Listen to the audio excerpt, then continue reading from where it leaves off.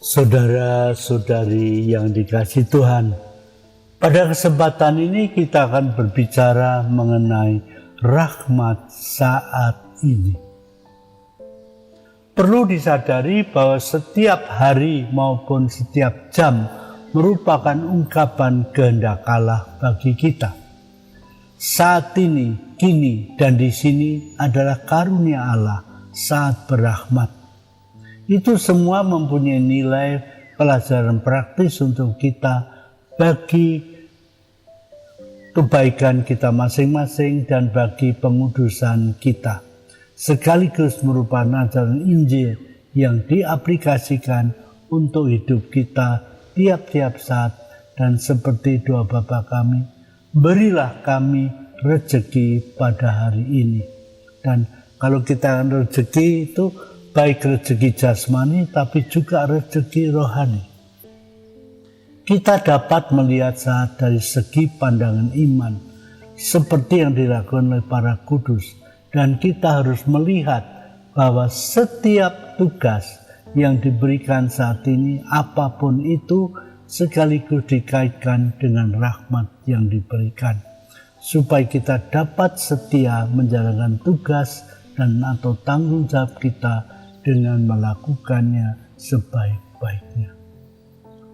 Kita melihat sekarang kekayaan yang terkandung dalam saat ini. Apabila ada situasi baru yang muncul dengan tanggung jawab yang baru, dan tiap hari merupakan hal yang baru.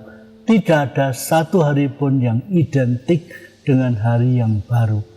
Karena itu tiap menit merupakan hal yang baru di hadapan Allah. Seperti air yang terus mengalir, tiada hentinya dan selalu baru. Demikian juga dengan rahmat-rahmat aktual baru yang diberikan Allah kepada kita, atau yang ditawarkan kepada kita, supaya kita dapat memperoleh keuntungan rohani yang besar daripadanya dan untuk membawa kita kepada keselamatan. Urutan-urutan peristiwa yang terjadi memang membentuk hidup kita. Ada juga suatu urutan paralel dan dari rahmat-rahmat aktual yang ditawarkan kepada kita untuk kita terima. Seperti udara yang kita hirup terus-menerus, atau seperti gelombang yang saling menyusul, atau seperti angin yang terus berembus setiap saat. Gelombang-gelombang rahmat atau aliran rahmat ini mengalir terus-menerus silih berganti, ditawarkan untuk kepentingan rohani kita. Kita bisa menerimanya atau menolaknya. Itu merupakan sejarah dari tiap pribadi, seperti yang ditulis dalam buku kehidupan yang ada pada Allah, dan suatu saat akan dibuka pada akhir zaman.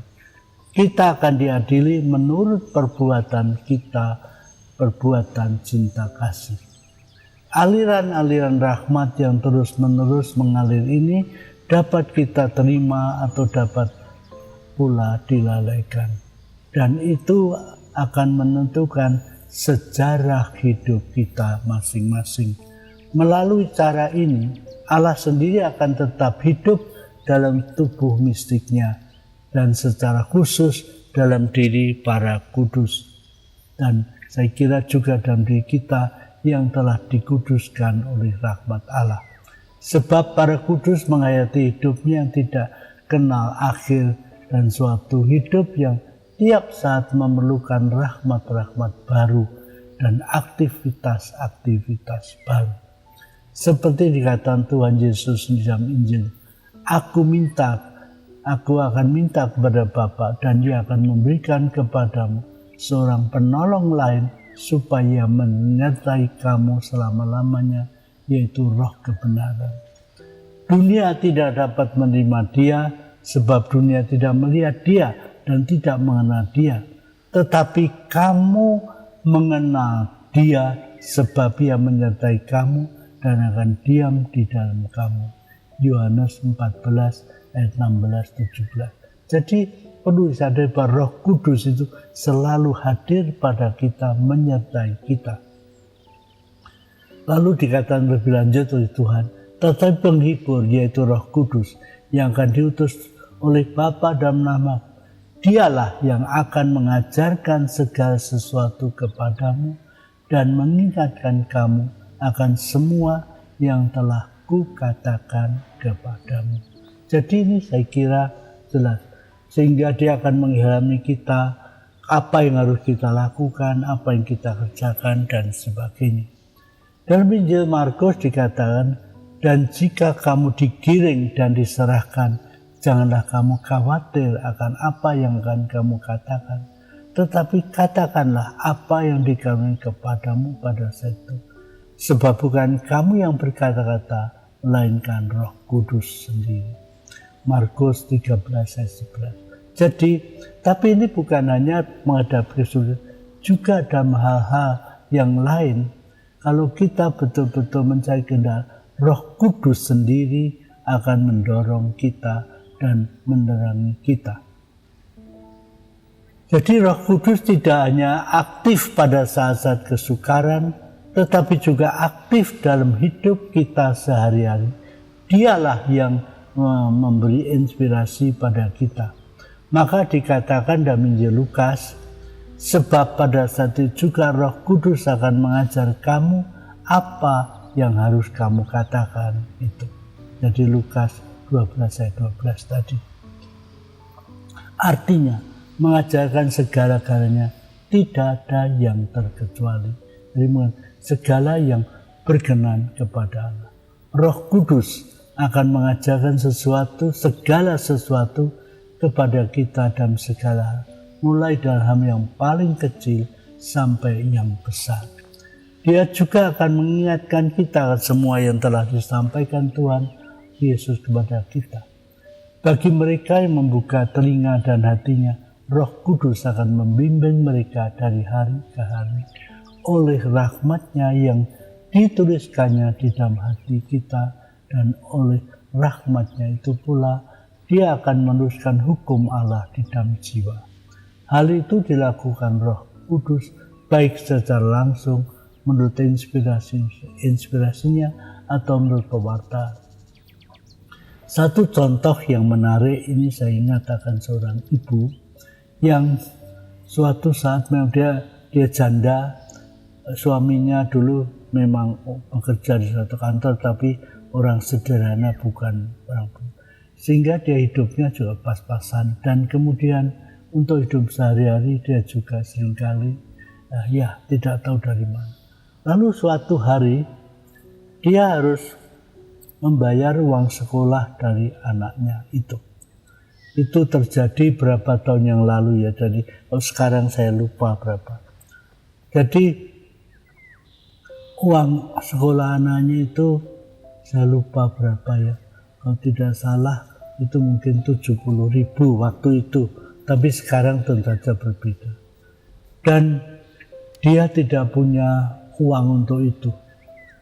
Yang ada padanya tinggal 15.000. Nah, tapi dia berdoa kepada Tuhan, Tuhan Engkau tahu aku membutuhkan itu. Dan kemudian Tuhan mengabulkan doanya. Suatu saat ketika datang di rumah masa itu, datang seorang ibu yang bawa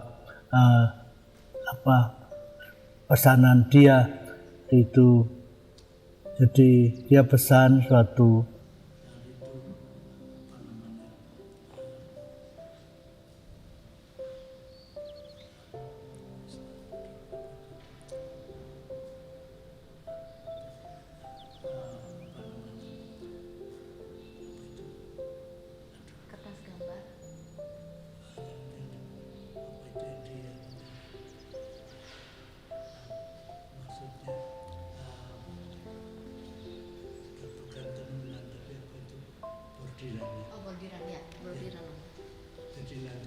nanti saya potong Romo.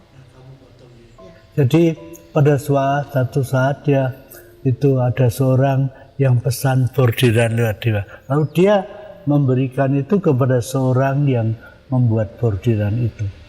Pada waktu itu siang hari, ibu yang buat bordiran itu datang dan dia, Ibu, ini bordiranmu sudah selesai. Terus dia, oh ya bagus. berapa harganya itu? Ya 15.000. Nah, persis di lemarinya masih ada persis 15.000. Nah, udah oke dibayar. Lalu sore hari datang orang yang pesan, "Ibu, apa pesanan bordiran saya sudah selesai?" "Oh iya, sudah." Lalu berapa harganya? Ibu itu sebetulnya mau mengatakan, 40.000. Wah, itu untungnya sudah banyak. Tapi akhirnya dia terdorong, jangan. Jadi sudah terserah ibu lah berapa. Kemudian ibu itu melihat-lihat bordirannya, aduh kok bagus sekali. Sudah ibu, saya beri 70.000. Persis jumlah yang dibutuhkan dia untuk membayar uang sekolah anaknya.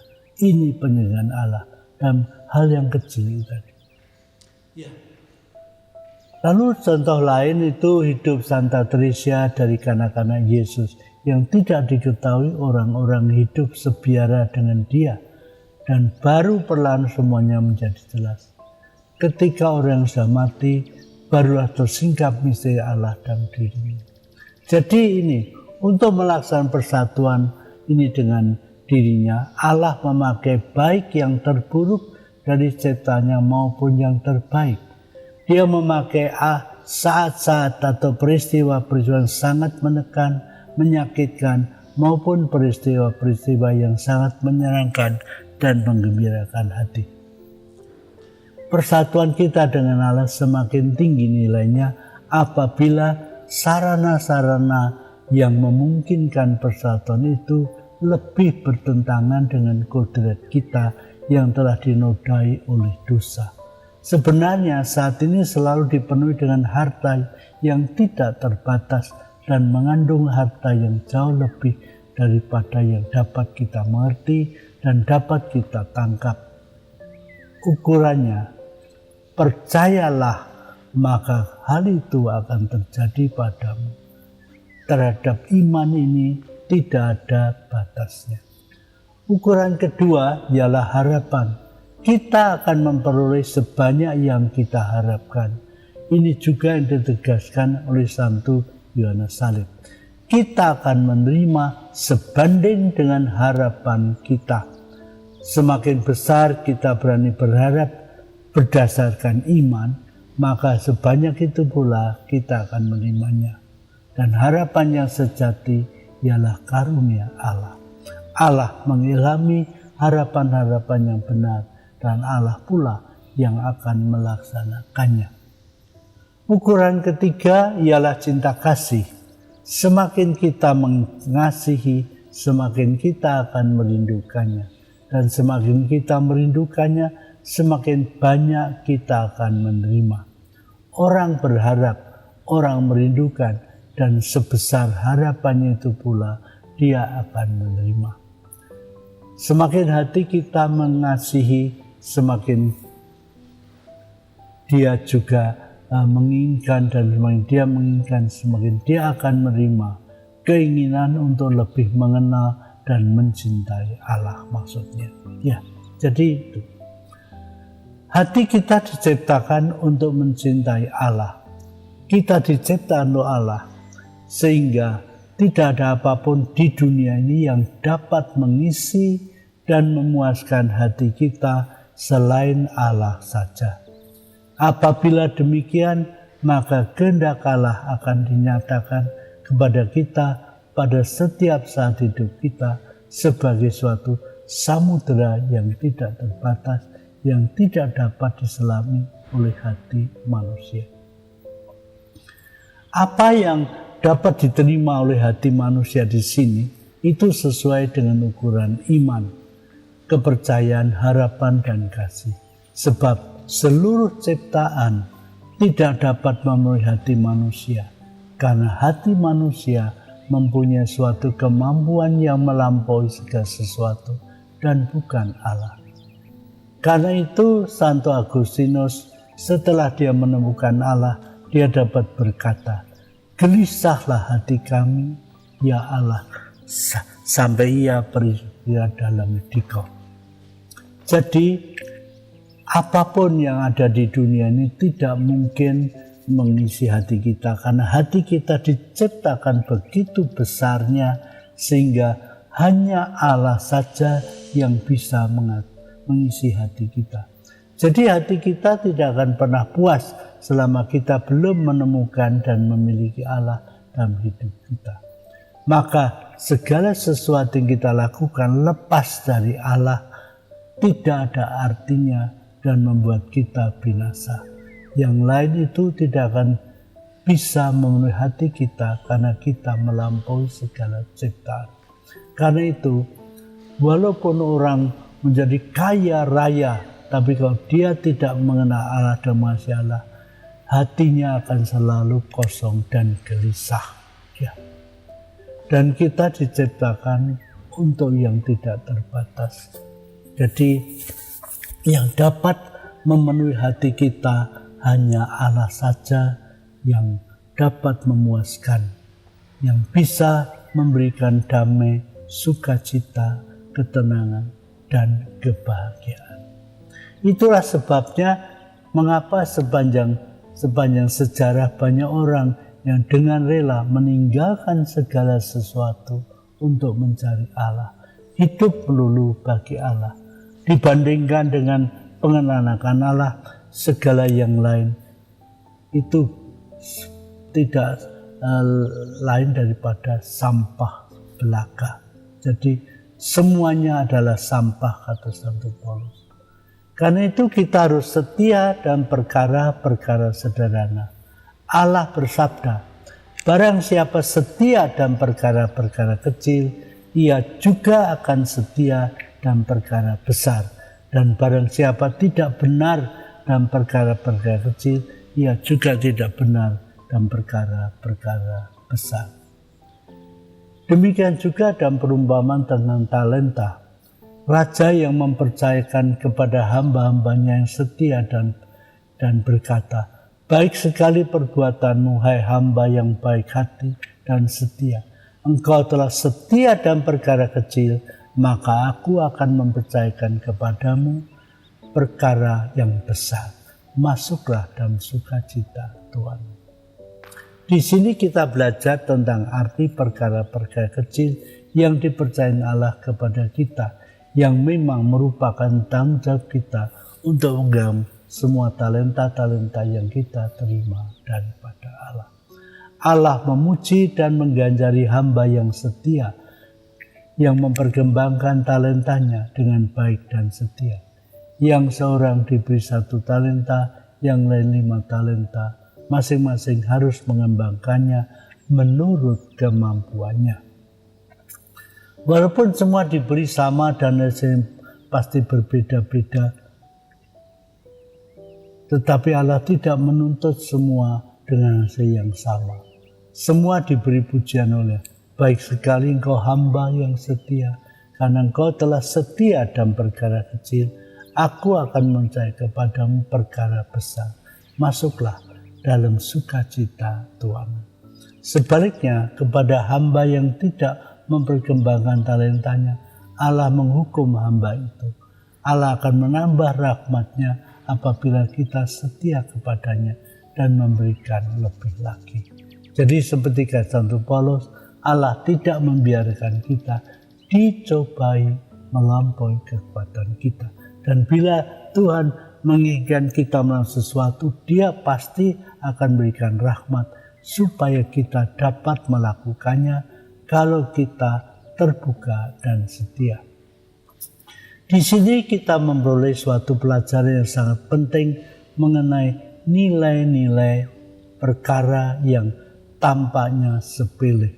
Perkara-perkara yang seringkali diabaikan oleh mereka yang secara naluri mempunyai pikiran-pikiran besar, yang seringkali melangkahkan kakinya ke dalam jalan kesesatan apabila harga dirinya berubah menjadi kesombongan. Orang yang sombong tidak akan berhasil, tetapi orang yang sederhana akan berhasil dengan baik, lebih berharga di hadapan Allah.